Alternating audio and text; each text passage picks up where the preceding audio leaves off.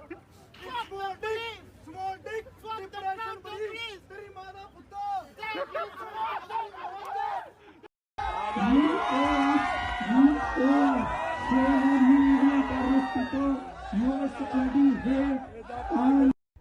Hi, amazing people. Hope you're doing fine.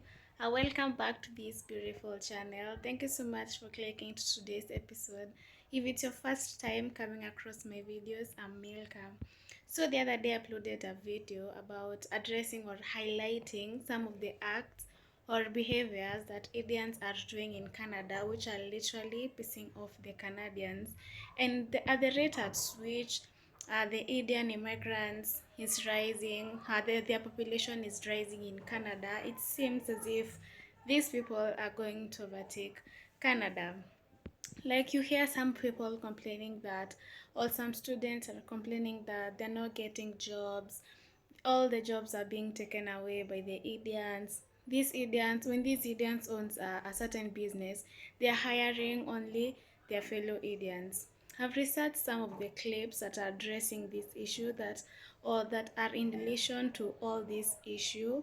I would like us to watch these clips with a keen eye for you to understand at the point as well, which point am I saying that the rate at which Indian immigrants is rising in Canada, these people might overtake Canada. Let's watch these clips with a keen eye. But before we watch these clips, I'd like to urge you, if you have not subscribed to this channel, to kindly consider subscribing to this channel, because a lot of people are watching without subscribing.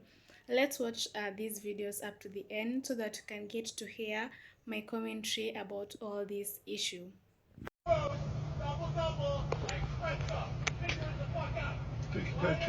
That's one of the scariest things I've seen. Are we really at a point in Canada where we're calling it Indian fatigue? As a South Asian woman who has lived in Canada almost all her life, I came here when I was 2 and I'm 32 right now. I don't even know what to make of this. I know we're all sick of it. We're all sick of immigrants that cannot speak English and they get our jobs that our kids should get. But is this really the way to behave? Is this really the way to talk? The anger should be with our government. Our government is literally trying to divide and conquer. They want us to fight in between ourselves. They do not want us to come together. And for once, can Canadians protest for Canadian rights? I would love to come together with other Canadians that have the same views as me, but this is an extreme. I do not believe in talking to people like this. Of course, you want to do it, okay? And maybe even the Tim Horton worker deserved it. Because why are you working in a customer service job when you don't even know the language? When you cannot even get a simple Tim Horton order right? And just so everyone knows, I worked at Tim Horton for about 10 years, so I know what I'm talking about. Working at Tim Hortons is not that hard. But yeah, I have no idea what side of the spectrum I'm on. Yes, I don't believe that so many immigrants should be here and not even try to learn our language. But I also don't believe in talking to people like this. This anger should be with our government. Our government allowed this.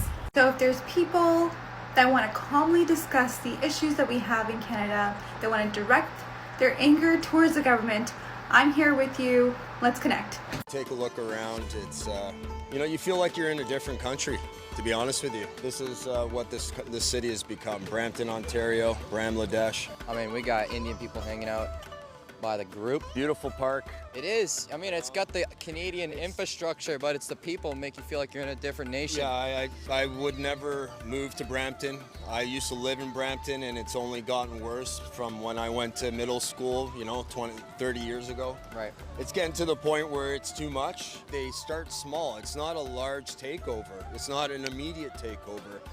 We're gonna settle in. We're gonna take over city by city. They take prominent positions in our country: politics, school boards, Law enforcement, military, and all of a sudden, they seem to have the power.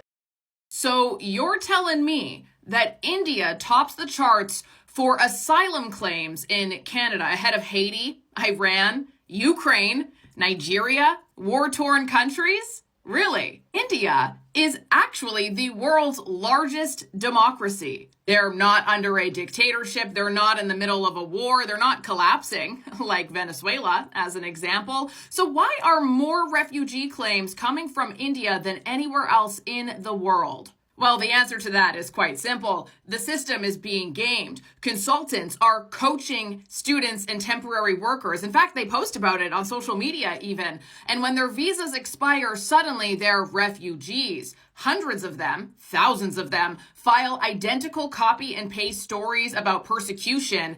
It's not persecution, it's just paperwork to buy them more time. But you know what the real problem is? The fact that when tens of thousands of people are filing bogus claims and flood the system, real refugees, the ones actually fleeing dictatorships, gender-based violence, real wars, those all get stuck in the backlog. The biggest question here, though, is if they're bogus claims, why are they getting approved? And to be honest with you, most of them actually aren't approved. The majority do, in fact, get rejected, but the scam lies in here because the moment that you file that claim, you get years of work permits, healthcare, and benefits while your case crawls through the system. Winning asylum is not the point here. It's the prize of just filing for it in the first place. Nothing about this is anti-immigration. Everything about this is pro-truth, pro-Canada, and pro-real refugees. And if you can't tell the difference between that, you are not debating, you are gaslighting. Guys, when you land at Pearson's Airport in Canada, you literally think you landed in New Delhi. Next time you land at Pearson's, pay attention. You'll realize that majority of the workers are Indian, right? It's like an 80-20 ratio. Like 80% of the workers at Pearson's Airport, scanning your body and freaking doing all that stuff at the check-in and check-out are Indian. Not only that, the workers are Indian, but the whole airport demographic is Indian too. Genuinely pay attention. If you want an honest answer, I'd say for every 10 people, there's like 6 to 7 Indian people. So I don't know what's happening to this country, but it does not feel like you landed back in Canada. It literally feels like you landed somewhere in the middle of nowhere in India.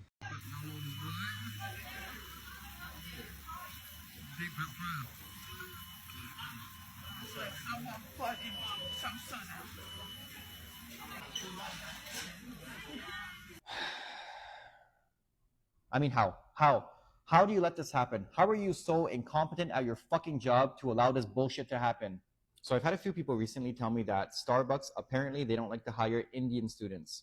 Now, I've only ever been to Starbucks once or twice in my entire life. So those of you who are Starbucks connoisseurs, maybe you can chime in. But my first thought was, obviously Starbucks doesn't care about dollars and cents, because if they did, then they would hire these guys. But they seem to care more about the reputation of their brand, which would easily go to shit if they hired these idiots. But I know Starbucks is a very difficult place to work because the average customer, they come in and they want a little bit of this, a little bit of that, a shot of this, a shot of that, this milk, pumpkin spice. The international students, their brains are not wired to handle these complex tasks. They can only ever handle simple tasks, like working at Tim Hortons, and they still somehow find a way to fuck that up. It always amazes me whenever you have these international students from India who come here and tell you about how they have a degree from back home and now they're in this country to try to become a doctor, a lawyer, engineer, whatever it is. And yet you see them at their part-time minimum wage job at Tim Hortons and they don't even know how to slap fucking cream cheese on a bagel. You ask for a maple glaze and they give you Boston cream. You ask for a large double-double and they give you a small. Like, how are we supposed to expect that you're going to be a fucking S tier in your field when you can't even do these simple tasks? But I can't honestly sit here and bear all the responsibility on them. I think a lot of it has to also go for the establishments that they work for. So Tim Hortons and McDonald's, these guys have name value. They're a big franchise. They have all the money in the world. They don't care. So for all of you Canadians out there who are talking about, Tim Hortons and McDonald's, Sing Hortons, all these things, and how the restaurant industry is going down in this country, remember this. They have all the money in the world. They're never going bankrupt. They don't care. Welcome back to the channel, guys, and I would like to know your thoughts about all this issue. Do you think this is at the point at which Canada is falling, or what do you think about all this issue that is going on in Canada about Indian fatigue? Like you find, but all this issue has nothing to do with hate to our Indian brothers and sisters, but once you find a certain Indian settled to a certain place, they'll, within a very short period of time, they'll start chipping in their fellow Indians, which is actually good. But once these people hire, or once these people own a business, they will hire their only fellow Indians, which is kind of ironical because these people came to this place in search of greener pastures. But once they are stable to carry out their businesses themselves or by their own, they tend to hire their own Indians, leaving out the Canadians alone, which is kind of creating a sense of exclusion in between Canadians and Indians. You find even the students are claiming that the international students are taking away all their jobs, leaving these students to be jobless, which is still not good, because if everyone has made the qualification, or everyone is qualified to do a certain job, they're supposed to hire them equally. Equality should actually play the bigger role here in hiring both the Indians, Canadians, and even other immigrants in this country. I made a video whereby a conservative leader was calling to aid TFW, or to aid a temporary foreign workers program, so as to consider their fellow Canadians first in job hiring, while this will affect Canada economy, because these immigrants are sources of labor to some factories, industries. But once these people end this program and these areas misses workers, then it's going to delay their services, it's going to delay at the rate at which they will be working. You can go and watch that clip to get to understand more about this, but I would like to know, what do you really think about all this issue, or what do you really think is going on in between India and Canada? Because this Indian fatigue is really rising at a very high rate and affecting both Canadians and other residents in Canada. I would like to know what are your thoughts in the comment section. I will still urge you to kindly support this channel by just subscribing, giving it a thumbs up, so as to get to or so to be notified once I upload some of the videos about all these issues going on in diaspora. Thank you so much for watching up to this point. See you on the next one. Bye bye.